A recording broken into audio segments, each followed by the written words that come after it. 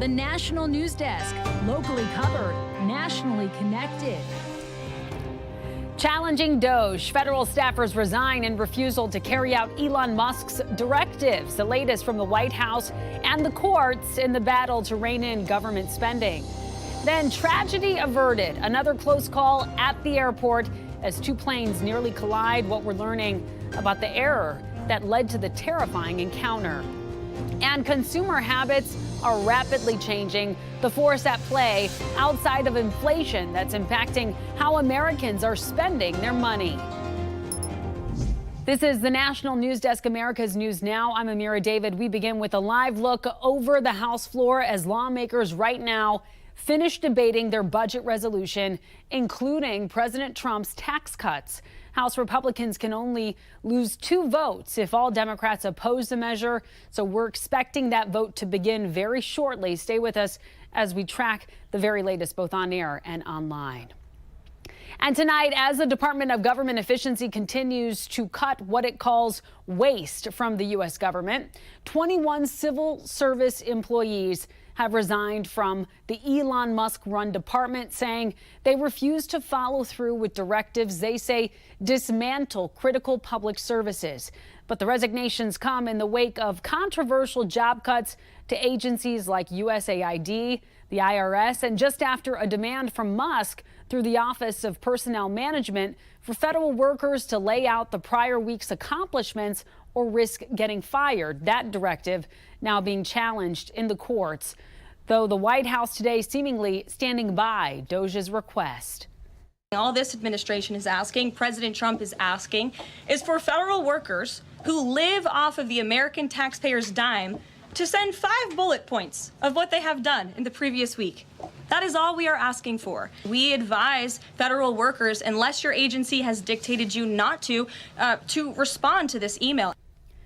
Tonight, Trump's sweeping agenda continues hitting some legal roadblocks. A judge has served the administration a blow by continuing to block a freeze Trump had imposed on federal grants, loans, and assistance programs. A group of nonprofits had argued the administration exceeded its authority, and a judge agreed in her decision that the government may be crossing a constitutional line. It is likely the Trump administration will appeal. Caught on camera the moment a plane nearly crashes into a jet on a runway. Yet another alarming near miss in a string of crashes and mechanical errors on flights in recent weeks.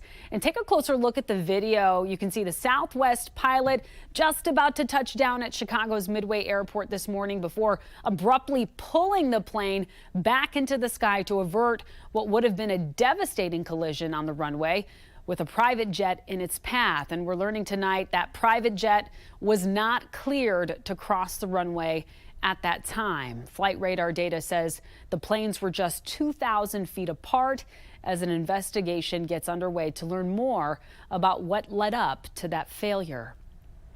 Ukrainian President Volodymyr Zelensky is coming to Washington on Friday. President Trump confirms his administration and the Ukrainian government have reached a tentative agreement to share Ukraine's rare earth minerals in what could be a pivotal step toward the end of Russia's war in Ukraine. National correspondent Atral Nashar has the latest out of Washington. Weeks of tense negotiations between Washington and Kyiv ending in a deal that could bring Ukraine a step closer to peace. Ukraine's cabinet is expected to recommend the ratification of an agreement to jointly develop the country's valuable rare earth minerals with the United States, as the Financial Times was the first to report. Here was Treasury Secretary Scott Bessent Sunday. The bigger interest that the U.S. has in the future of Ukrainian economy doing well, the more security it creates for the Ukrainian people, and the higher the return for the U.S. taxpayer. Ukrainian President Volodymyr Zelensky rejected the White House's initial offer, in which the U.S. would have been entitled to $500 billion worth of Ukraine's natural resources, a value almost 3 times what the U.S. has contributed to Ukraine's war effort. I'm not signing something that will have to be repaid by generations and generations of the Ukrainians. Critics said the Trump administration was taking advantage of a vulnerable ally. I would rather see long-term peace with a partner in Europe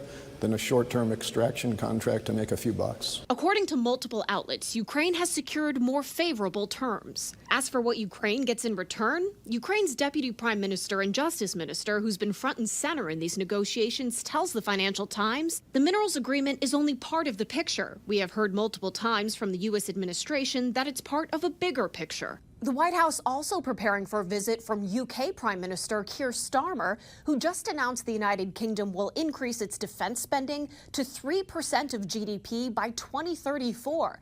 Now, President Trump recently called for NATO members to spend 5% of GDP on defense. In Washington, I'm Atrel Nashar. All right, Atra, thank you. And a warning tonight to check your refrigerator and freezers as the U.S. Food and Drug Administration recalls frozen supplemental drinks linked to a listeria outbreak. These shakes under brand names Cisco Imperial and Lions Ready Care have been linked to illnesses in 38 people and caused 12 deaths. The recalled products were manufactured by Prairie Farms Dairy in Fort Wayne, Indiana, and sold across more than 20 states.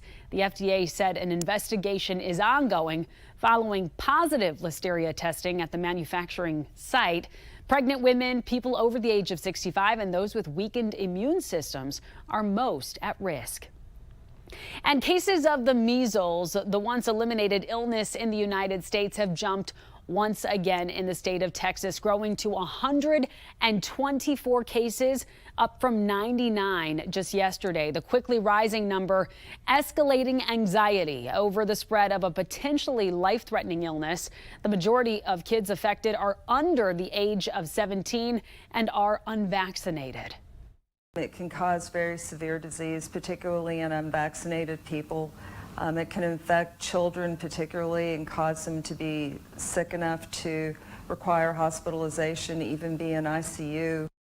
It is most dangerous for kids under the age of 5, causing a fever, cough, tiny white spots in the mouth, and a rash characterized by small raised bumps or flat red spots.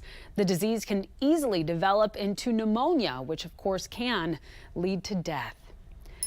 Richard Glossip is off Oklahoma's death row as the U.S. Supreme Court has thrown out his conviction of murder. The justices, in a 5-3 vote with one abstention, say a key witness lied in court and prosecutors withheld information about him. They say Glossip is entitled to a new trial.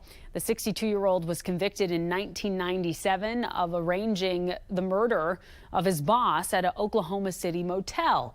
He's averted multiple attempts by the state to execute him. And we are learning a little more today about a mass casualty attack against police officers thwarted by Texas law officials last night. Seth Andrea Gregory, 21 years old, was arrested on a terroristic threat warrant by Corpus Christi police. Officers now reporting that Gregory was allegedly planning an attack on police similar to the 2016 Dallas ambush that killed 5 officers and left 9 others injured. Meantime, attorneys for suspected serial killer Rex Heuermann have another 2 weeks to file more paperwork to support their request for separate trials. That's according to WABC. At a hearing today on Long Island, the judge set the next court date for March 12th.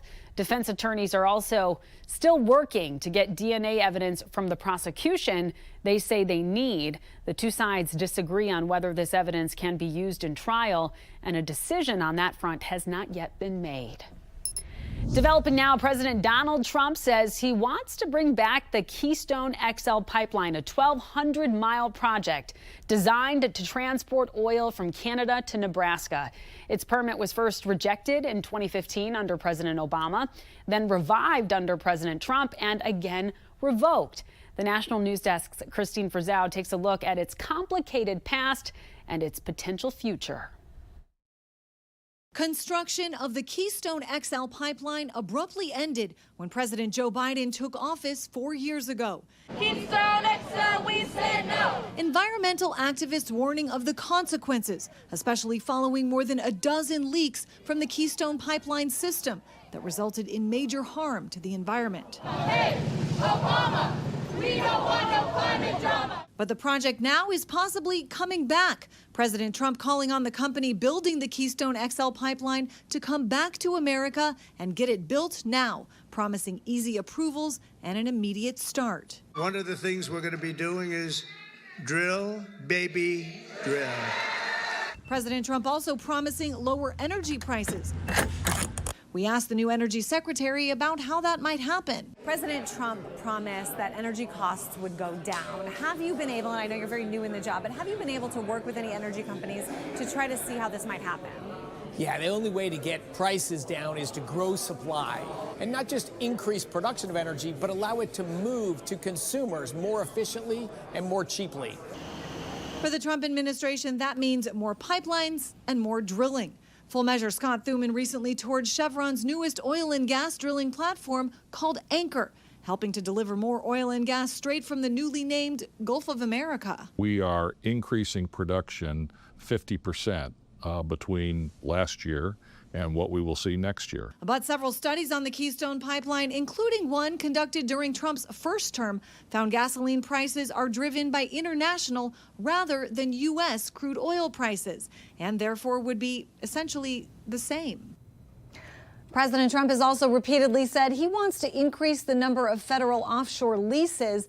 But, much of this will be up to the oil companies to produce more. And if prices are lower, that may give them less incentive to do so. Amira? Christine, as far as the Keystone pipeline, with so many stops and starts, do we expect the company would even be willing to restart the project? Where do they stand? Yeah, it's interesting. The company TC Energy has said it's moved on from the Keystone XL pipeline and actually sold off a major part of its pipeline business to a company called Southbow. TC Energy appears to want to focus most of its resources on liquid natural gas. President Trump did say in his post he was open to another pipeline company as well. All right, more to come on this, that's for sure. Christine Frizzell reporting for us from Washington, D.C. Thank you so much.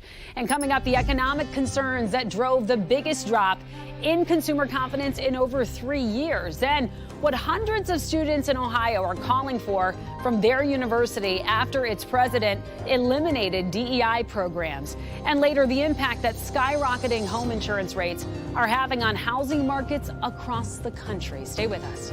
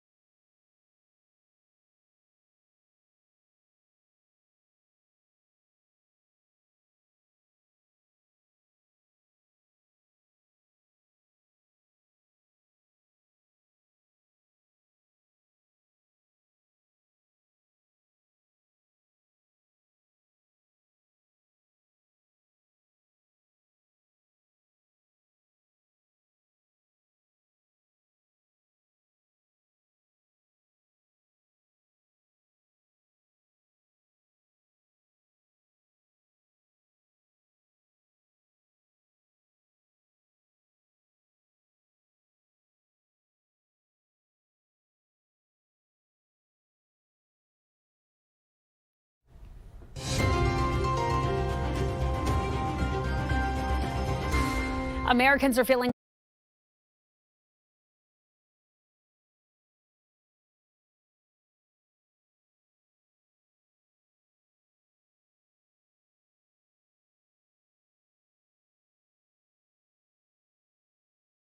less optimistic about the economy. That's according to a new report from the Conference Board. Consumer confidence falling from 105.3 in January to 98.3 in February, the biggest monthly drop we've seen since 2021.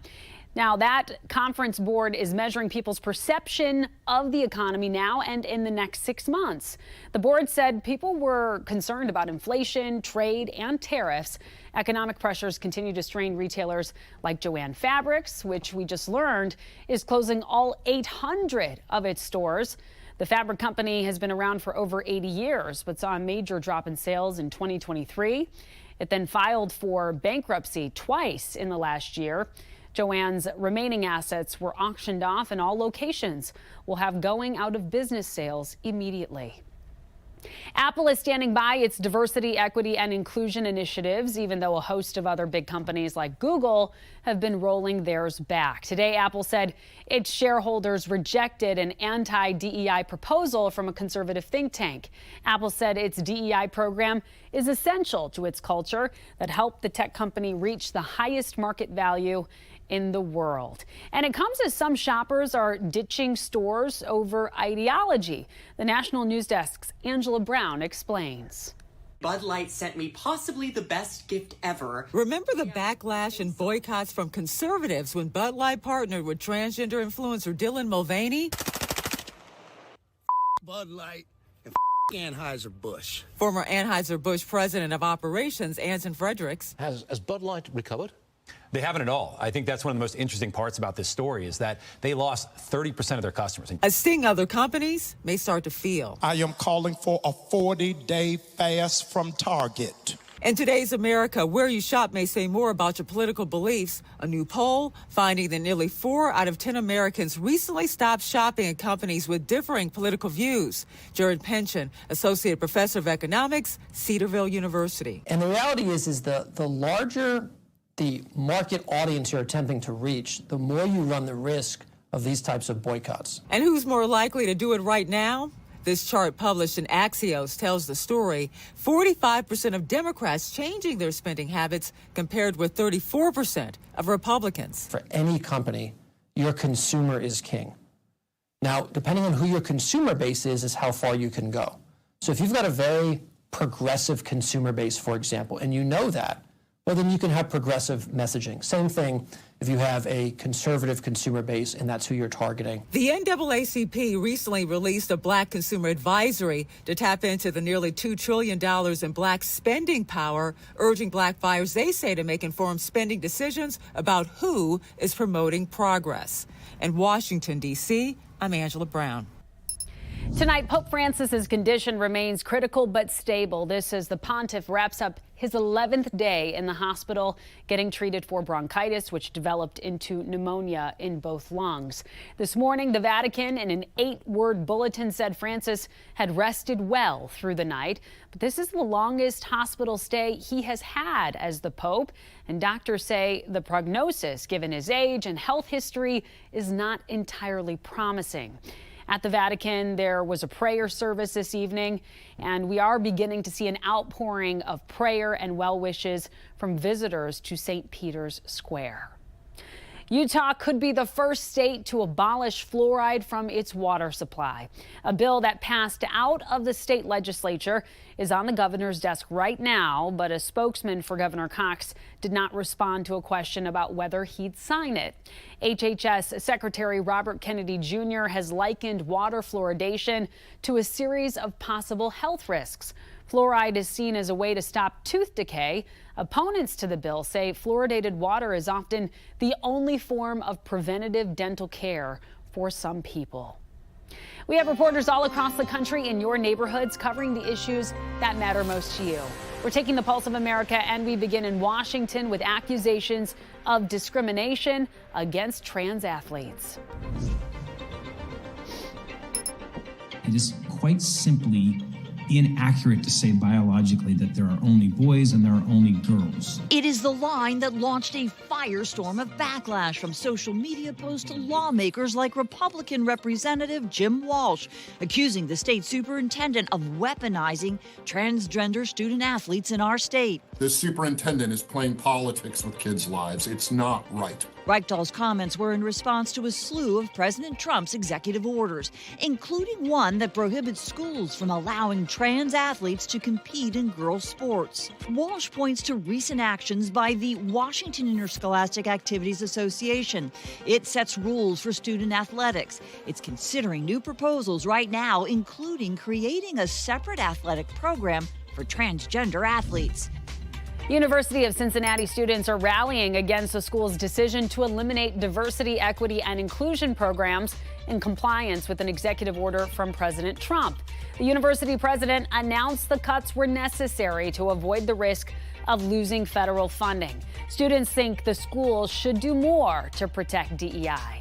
Because they're threatening to cut our fundings, they're willing to just bend to the backs of our government. Spineless is what it is to our President Pinto.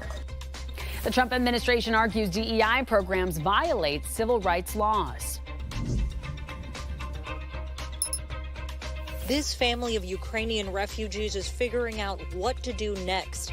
All they know is they can't live here. What does he do now? It's winter outside. It's really windy, it's raining, he has nowhere to go. This right here is a remnant of the tree that came in and crashed through this ceiling, completely destroying it and leaving damage right here where the two kids of the family were playing minutes before. The family is grateful that the kids were unhurt. They get emotional thinking about what could have happened. But now they have to face the uncertainty about what is going to happen. She just reached out to any friends that were available, and thank goodness they're willing to take them in. Coming up, the states where real estate markets are changing the most due to soaring home insurance rates. We'll be right back.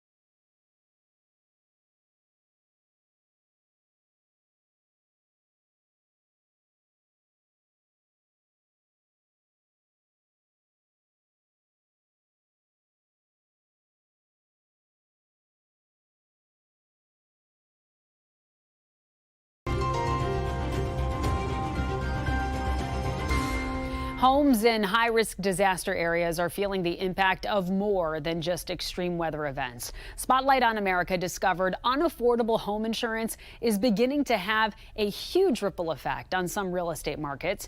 National investigative correspondent Angie Moreski looks at whether growing instability in the home insurance market could spell big trouble for home sales. Storm surge from Hurricane Milton gushed into the first floor of this condo building in North Reddington Beach, Florida. Tornado touching down. Just part of the catastrophic consequences of two back-to-back hurricanes hitting the Southeast last fall. Not only leaving a trail of destruction, but also growing anxiety over home insurance, which has already seen record rate increases and policy non-renewals in Florida. Are these escalating insurance rates and non-renewals making it harder to sell homes?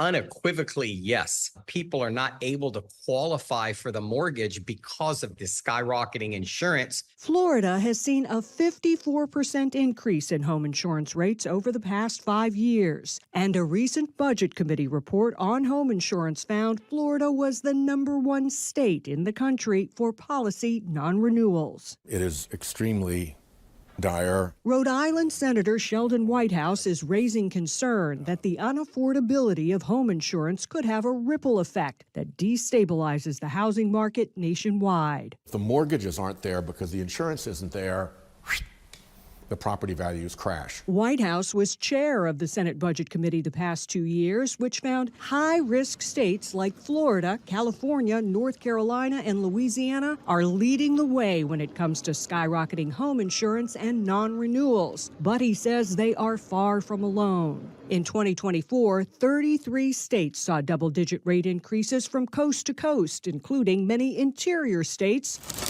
which are experiencing more frequent and intense storms, like Kentucky and Tennessee, just hit with historic catastrophic flooding. If you're a homeowner and your property just became uninsurable, it has likely also become unmortgageable.